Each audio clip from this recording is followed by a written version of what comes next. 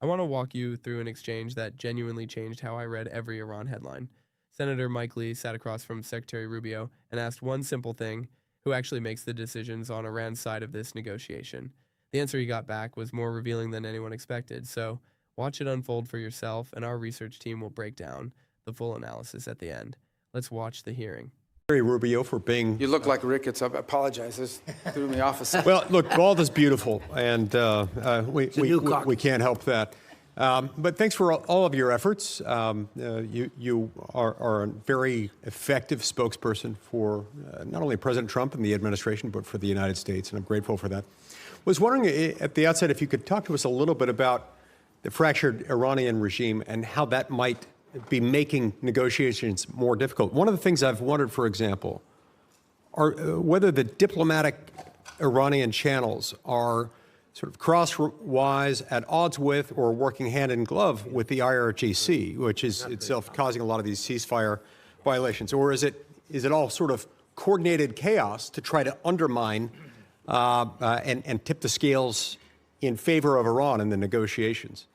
Yeah, that's a great question.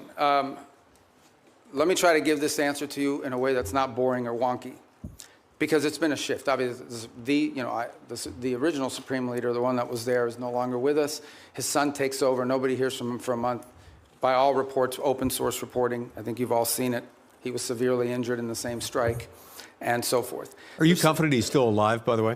Yeah, I think there's indications that, in fact, we've not heard from him publicly. We haven't seen him publicly, and I would imagine, given what's happened to multiple leaders in that system, being very public is probably not something that's recommended for them internally. But that said, I think there are indications out there that he is increasingly engaging at some level, although all of his communications have been in writing and through intermediaries. So the way to think about it is the following. You have the Supreme Leader, and understand that at the end of the day, the Supreme Leader in their system there really is no analogy to it in our system or anybody else's system. It is a theological office.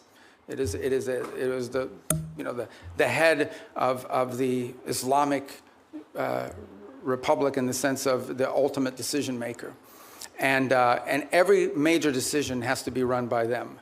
They are advised by a council. It's not clear if it's 6 people or 8 people, but there is a council made up of both IRGC and other elements of the regime that surround that Supreme Leader. And ultimately, that council has to sign off on anything. And then there are the people you see on TV, like Arachi, who's out there every single day, and Ghalibaf, who's the Speaker of the Majlis, who's been playing a pretty prominent role. And they are the ones that they have sent to negotiations and so forth. It is our view of the system, as we understand it, and as it's been expressed to us both by the intermediaries and by Iran directly, that what Arachi and Ghalibaf bring or take from us, they then have to run back to this council and ultimately get guidance from them.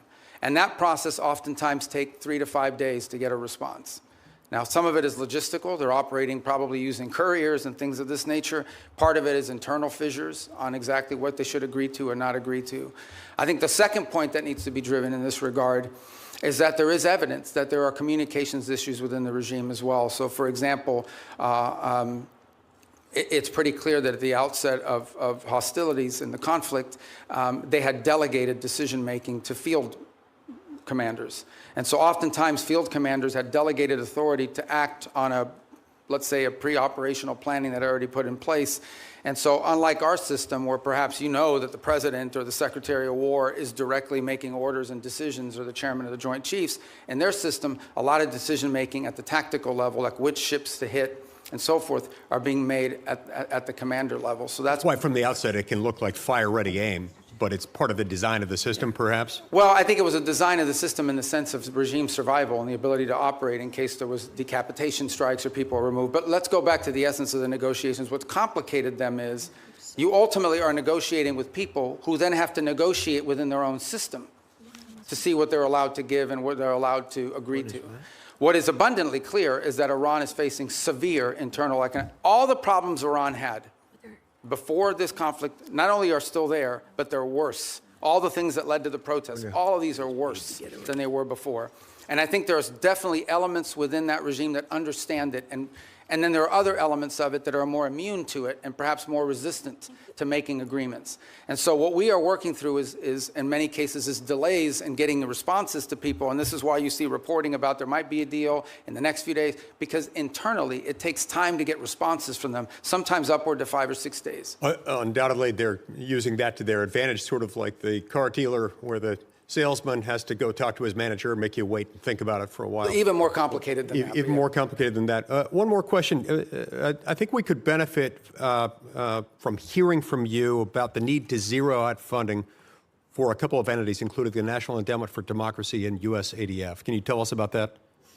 Well, look, these programs, I think, have served a purpose in the past, and obviously there's a congressional role to play here, right? I mean, at the end of the day, these programs have had, especially the National Endowment for Democracy, has had support in Congress in the past. And look, I was here for 16 years. I understand that you're going to pass an appropriations bill, and the appropriations bill is going to have things in it that we don't have in ours. That's just the way it is.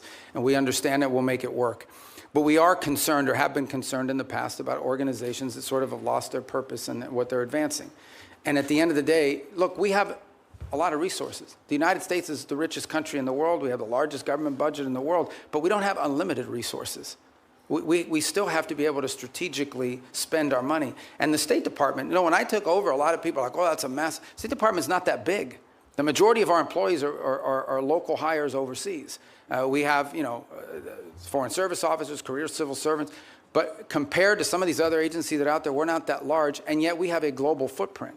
We're really, other than the department, I would say beyond the Department of War, we're the only ones that are present almost everywhere on the planet. So we have limited resources, and we have to be able to allocate those resources in ways that are driven by the core mission of advancing our national security. And oftentimes that will mean that things we have paid for in the past, we can't continue to fund. Because there are other things. It might be good, but there might be something else that's more important and even better.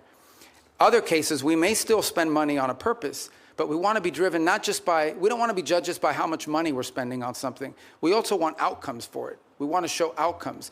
That's been the goal behind these MOUs, these compacts with the 32 countries that we've entered into in a week plan, is we're not just trying to solve the disease problem this year. We're trying to build the local capacity so that 5 years from now, they won't need aid anymore because their local systems can handle it. Saying 5 years, some countries may take 10 years. But nonetheless, that's the goal, and it's been very well received. Thank you. Thank you, Senator Lee. What made this exchange land was that it cut through the noise. Most hearings about Iran circle around what we want from them. Senator Lee asked something different. He asked who, on their side, is actually empowered to give it. Are the diplomats we see on television, the same names we read in cable readouts, the people who can actually agree to something? Or are they messengers sent to listen and report back to a system whose real decision makers we almost never see in public? That distinction matters because it changes how to read every public statement, every leaked outline, every quiet signal. If the people in the room cannot actually decide, then the room is not the negotiation. The negotiation is happening somewhere else, on a slower clock under different pressures. That is the frame for this entire analysis. Lee opened by raising the fractured Iranian regime as a real factor, not a talking point. Secretary Rubio did not dismiss the frame. He acknowledged it openly. The original supreme leader is no longer with us. His successor has been almost entirely absent from public view. According to open-source reporting, he was severely injured in the recent strike, and the system around him has gone quiet. That is not a normal transition. That is a transition under fire, on accelerated timelines, with reduced communications, and with the entire chain of command operating under the assumption that being publicly visible is now dangerous. Anyone trying to predict what Iran will do next has to start from that baseline. The country we are negotiating with is not the country we were watching 6 months ago. Lee pressed a sharp follow-up. Is the new supreme leader actually still alive? Rubio's answer was careful and revealing. He said the United States has not heard from him publicly. He has not been seen publicly. All of his communications, in Rubio's words, have been in writing and through intermediaries. That is a specific picture. It tells you the system is operating in a defensive crouch. It also tells you the United States has limited direct visibility into the most consequential decision-maker in the room. Every other detail in this hearing flows from that fact. If the man at the top is silent and indirect, then the cadence of the negotiation will be silent and indirect too. There will be no podium moments. There will be no joint statements. There will be drafts passing through trusted hands, with long pauses, and the world will read those pauses for meaning that may or may not be there. Rubio explained the architecture in plain terms. The supreme leader in their system is not equivalent to a president, a prime minister, or any office in our political vocabulary. It is a theological office. It is the office of the ultimate decision-maker on every major question. Around that office is a council. Rubio said it is not clear if the council is 6 people or 8 people, but it includes both the IRGC and other elements of the regime. Anything significant has to be approved by that council. Then there are the public figures, Iraqi at the foreign ministry, Golubov at the speaker's role, who appear at negotiations and on television. Those figures are real. They are also derivative. They carry messages back to the council, and the council carries questions back to the supreme leader. The flow of authority is downward. The flow of accountability is upward. Here is the operational detail that should change how people read every news story about this negotiation. According to Rubio, when Iraqi or Golubov bring an American proposal back to Tehran, the internal process to formulate a response oftentimes takes 3 to 5 days, sometimes longer. Part of that delay is logistical. They are operating with reduced communications. They are using couriers. Part of it is political. There are real internal fissures about what to agree to and what to refuse. Either way, 3 to 5 days is the baseline. So when you see a headline that says a deal is imminent, that headline is almost always premature. Imminent in this system is not the same as imminent in ours. Imminent means the next round of internal review has started, not that signatures are about to land on paper. Rubio added a piece that helps explain why early conflict behavior looked, in his words, like fire ready aim. At the outset of hostilities, Iran had delegated significant tactical authority to field commanders.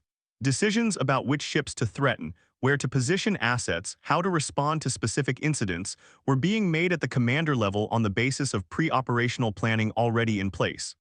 That is by design. It is how systems survive decapitation strikes. If the top leadership is killed or isolated, the regime can still act.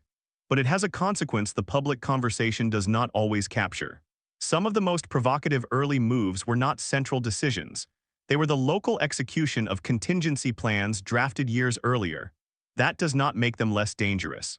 It does mean they may not reflect the current preferences of the people now in charge.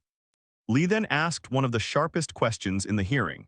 Is this apparent chaos actually a design feature of the system, in the sense that decentralized authority is exactly what allows the regime to survive an attempt to remove its leadership?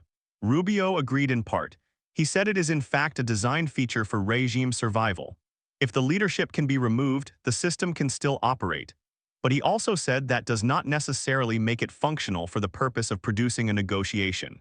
The same architecture that protects the regime from a decapitation strike also slows everything down when the regime is trying to actually make a deal. The thing that helps them survive is the thing that prevents them from closing. That is a serious analytical point, and Lee got it on the hearing record.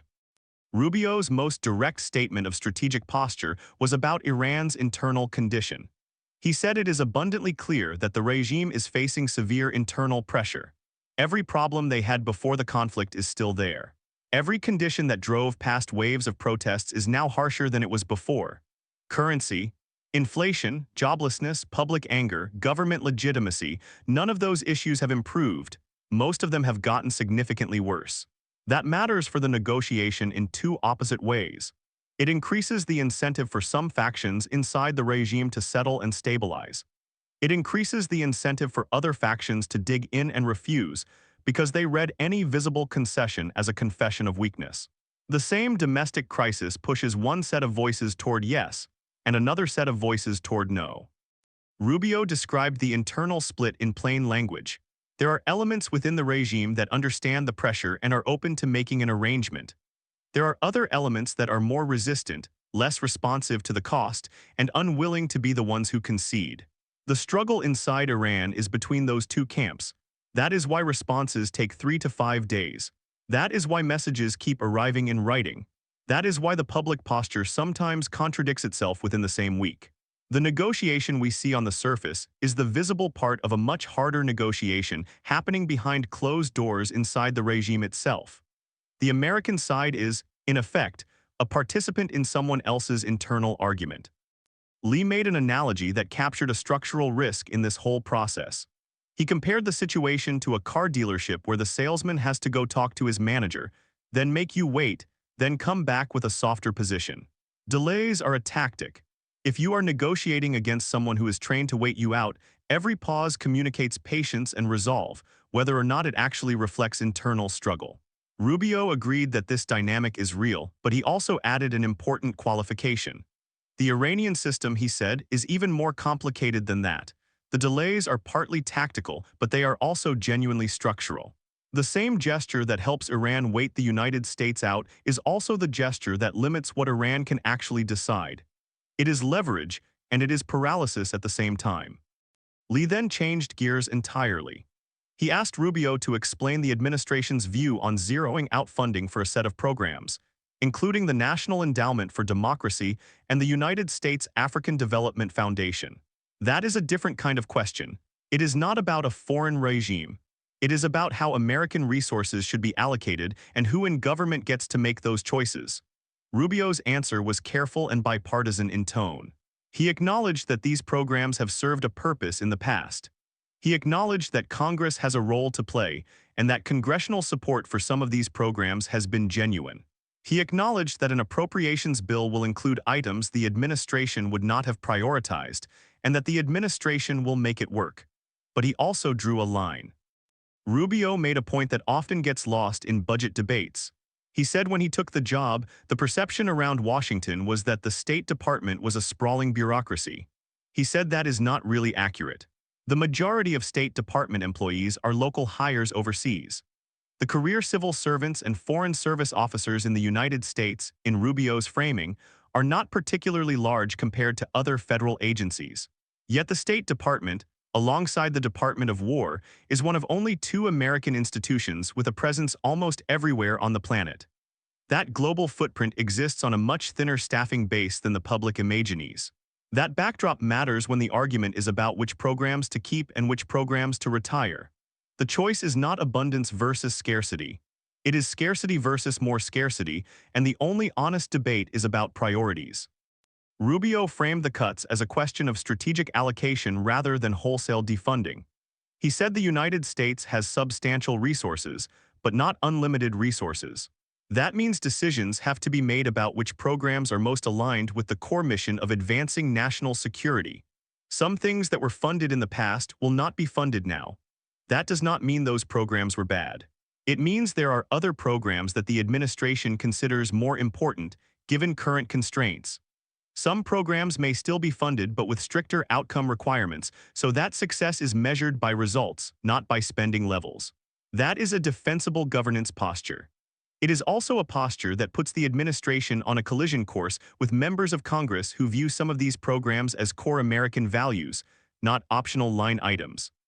Rubio cited a specific example of the kind of program he wants to scale up. He described compacts with 32 countries that move the United States away from indefinite aid and toward building local capacity. The goal, in his framing, is not to solve a country's disease burden this year.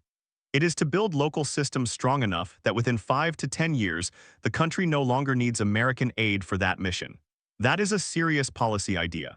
It is consistent with a long bipartisan tradition of arguing that aid should taper as countries build their own capacity. It is also consistent with the political reality that American voters increasingly resist what they perceive as open-ended foreign assistance. Whether the compacts deliver on the promise is an empirical question that will play out over years, not budget cycles. On the surface, the Iran portion and the budget portion of this exchange look like separate hearings. They are not. They are both about American credibility. In the Iran portion, the question is whether American negotiating power can compel a fractured regime to settle on terms favorable to the United States. In the budget portion, the question is whether the United States is putting its money behind the institutions that historically gave it credibility on those negotiations in the first place. Democracy support, foreign assistance, capacity building, and conflict prevention are all elements of how the United States has historically projected influence without using force. Cutting some of those programs may be defensible on the merits. It also has downstream effects on how American negotiators are perceived in places like Tehran. Lee was not making that link explicitly, but the structure of the hearing made it implicit. There are two clear markers worth watching after this hearing. On the Iran side, watch the cadence of public Iranian statements. If the supreme leader begins to appear in public, even briefly, that is a signal that internal stability has been restored. If Iraqi and Golubov begin returning with answers in days rather than weeks, that is a signal that the council is consolidating. If instead the silences keep getting longer, that is a signal that the internal split is deepening and the negotiation is stalling. On the budget side, watch which of the 32 compacts produce visible local capacity. The compact framework lives or dies on demonstrated outcomes. If even a handful of compacts show measurable progress, the administration will have a real argument for the broader resource reallocation. If the compacts underperform, the political opposition to the cuts will harden quickly. There is also a civics point worth flagging because it often gets lost in the noise.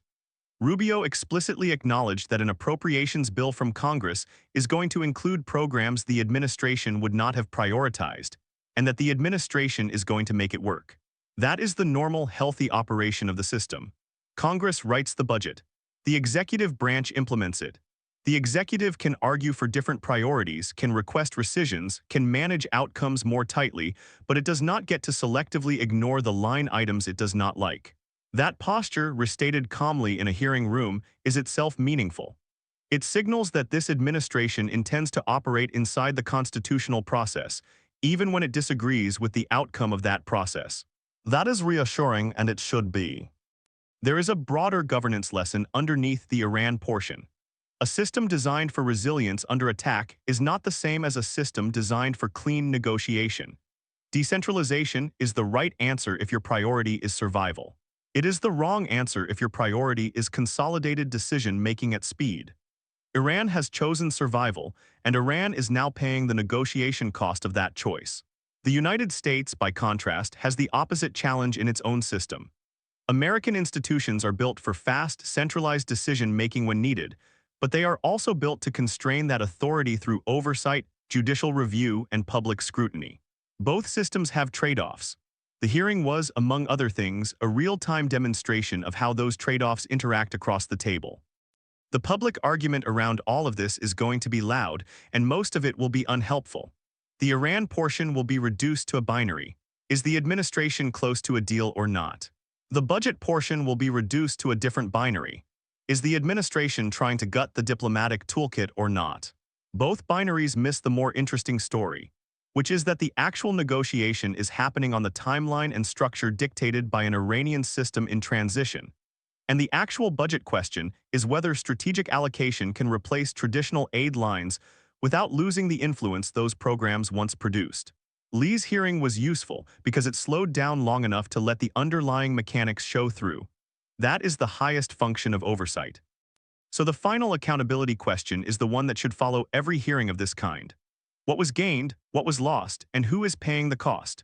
If the gain is a verifiable, lasting agreement that rolls back the most dangerous parts of the Iranian program and a leaner foreign assistance footprint that still produces real local capacity, then the administration has a serious case to make. If the cost is a negotiation that stalls indefinitely because the other side cannot decide, and a set of program cuts that quietly weaken American credibility in places where credibility takes decades to build, then the case becomes much harder. The committee should make both sides put their numbers on the table. Then the public can decide what kind of policy it is actually buying.